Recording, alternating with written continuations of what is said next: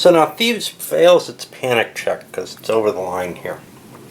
All their units become disordered. Well, they almost all are. Only the camp is new. And we're going to have to look and give one of these an enemy panicked victory point over to the Spartans. The other thing is the Spartans are going to get to pay a command point to kind of scare the Thebans away, which will make it very likely they'll end up holding the field, I think. This only affects the disordered Thebans, but we'll see how that works when it happens. I think it's very likely they're going to play that because it ends up activating all the Theban units, unless the Thebans get the initiative. The initiative becomes very important here. So a lot of interesting things could have happened with the initiative. It ended up falling into Spartans' hands. If we had a tie roll, we had a tie number of command points here, which means if it had fallen into Theban hands, Sparta could bid the Thebans down to no points. Alternatively, though, Thebes has to bid for this, because if Sparta has a command point, they can force panic movement. So essentially what they're going to do is this. Now the question here is, what does Sparta want to do? Do they want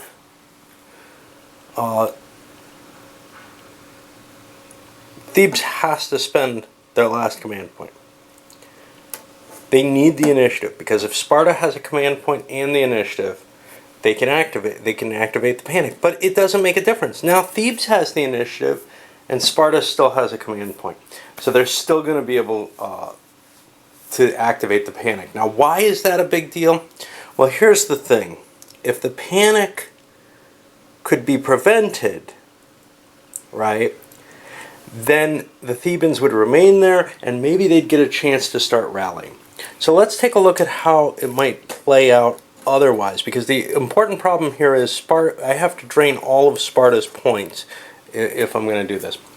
So I'm definitely going to bid on one, and I'm going to bid on a second, and they're going to take the initiative. And now, well, that third initiative bid I'm not going to make, because this thing can't move, so it can't panic. So at least I get an arrow fire from my camp as my troops are running away. Good enough. Well, we'll let the turn play out. There's not going to be much here, but I got to place leaders and do a few things. Okay, so the leaders have been placed. They don't make much difference, but I put my best one over here on the command post, just in case there's an attack on that. I don't know. But Sparta is just going to spend their command point to do panic movement on the Thebans. And I forgot to read about that.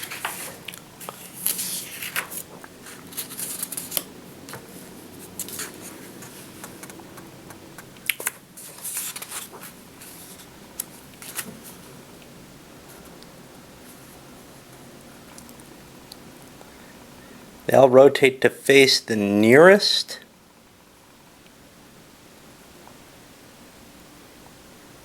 map edge. Okay. So, well, that's pretty easy. And they're going to go as fast as they can. 1, 2, 3, 4, 5. Oh, we got somebody off the map. What happens then?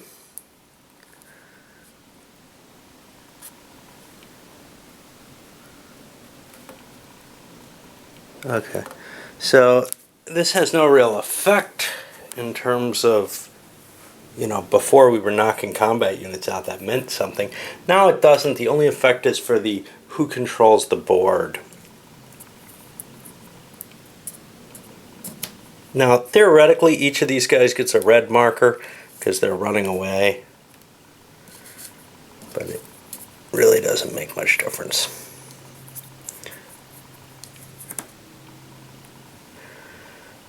This way is actually closer, I think. They're just scattering in every direction. Now, here's the problem. I have absolutely no need to wipe these guys out. The only thing that I have to do, I've knocked out enough of them that I could probably let the Thebans take them back, because that's the end of the turn right there, right? I've wiped out enough of them that I probably am going to get the command of the battlefield chit. I would like to also get the chit for knocking out the camp, and that would be cool too. But that's where I have to kind of decide, and it comes down to just the die rolls for the initiative for the rest of this limited game, because if I win, not just for the command points, because if I get enough command points over my opponent, then I can panic move him first off. He's not going to do much. He can shoot his arrows if he needs to, but then I can expend my other efforts on rallying, preparing to attack the camp, etc. And that seems like a worthwhile little activity to take.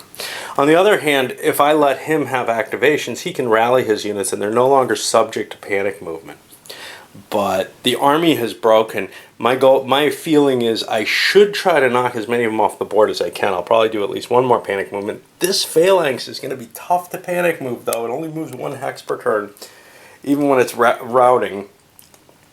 So I probably have to, at some point or another, let it live, I guess, unless I get a really lucky string of die rolls. So entering here into turn 4, did a quick roll for command point chits. And the Spartans only got 3, Thebans got 4. Sparta won the initiative, though. What does that mean? That means Thebes can spend 1, grab the initiative, and then Sparta could drain the rest of them. This is the only way to sort of drive things off the board, is if I bid and take it. Because here's the thing, these 2 units will run off the board if I can get the initiative and get the first jump and execute the panic movement. Now that means I only get 1. Oh no! I've got 5 here for. Let's change our minds here. I've got 5 for Thebes. That means I can't run the table. So if I don't run the table, if I save my chits and let them have it with 4, because no matter what, they can save themselves, right? No matter how many chits I spend, they can save themselves. So I have to give them this, and they're going to be able to rally. That's going to create a hard choice for the Thebans. They have to decide, which leader to put over with these guys and which this. But more importantly, they have to make the decision. Do they rally these guys, and it affects the same decision, or do they try to protect this? Because, for example, if I had an archer, which I don't nearby, with the Spartans, I could hit this right away. Now, there's no problem as things stand. You can rally in a zone of control, which I find a little weird, but I think it works with the game, actually. So I think the decision is pretty much there. Question is which leader where.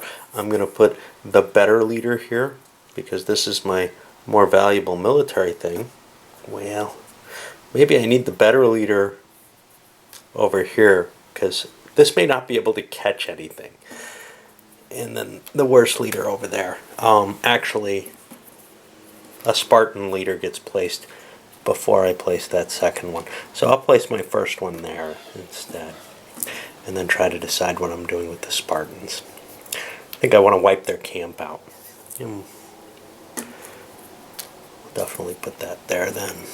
And I don't know where to put this. This should probably be commanding this sequence. The problem is this guy's damaged, so he's not terribly valuable. I might want to, I don't know. I'll just put him here. He might be able to serve a purpose there.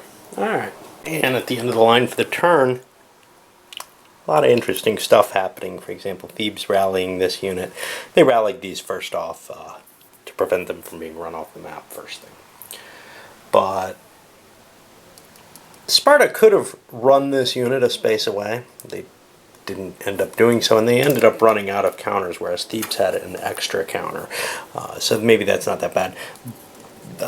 Sparta decided to launch an attack on the camp, but that's not so good. They got shot beforehand, and they've also positioned themselves for pushing further there. Right now, the panic movement's not an option, but if the unit gets damaged, it could be. The cav that was here did a withdrawal, which is why you see a red marker there. And I take all the yellow markers off, and I really only have the one fight to do. And the Spartan infantry that attacked was defeated, but they did not lose their leader. He's still available. That would have been the really bad effect possible, but the battle seems to be turning around as we move into turn 5. And for turn 5, both people got, I think, 4 command points. Thebes won the initiative. No reason to bid over it. The situation is such that Sparta can't really do anything special if they grab the initiative, as far as I can see. There might be some limited advantages. I want to really have Thebes repair that, the camp, so it's a little stronger. Otherwise it's going to get attacked by this phalanx, I think. Moved all the little yellow markers. Pretty much everything went. This thing recovered. This recovered. Got an engagement there possibly. We'll see. That's a ×1, so they're actually at even. It may not be worth attacking. Here we've got a 7 attacking a 4. That's just +1, but it may be worthwhile. Here we got the 2 phalanxes facing each other. This one spun around to attack. This one's in a defensive position. Now this one's a little bit stronger. It's 7, but that gets negated by hitting from the angle. So again, it might be worth taking the risk to attack it. I'm not sure. Never can tell which way to go. Okay, so 2 attacks were made. The Thebans against this, and then the phalanx here from Sparta against the camp. This was not made. It wasn't to his advantage with the leader there. And it's not to the Theban advantage because they have 2 missile units sitting there.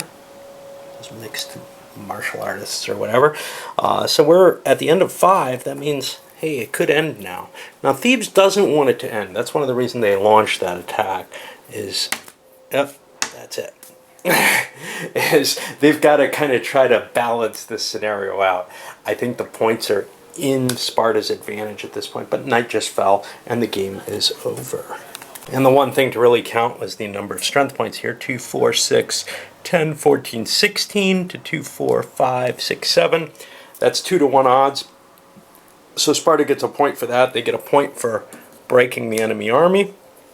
No points for command posts, and no bonus points at the end of the for any particular side that just come locked in with the scenario. So that's that, and that's the second battle. Probably do another one of these before moving anywhere else. Karanea. We'll see what that looks like. But up this goes.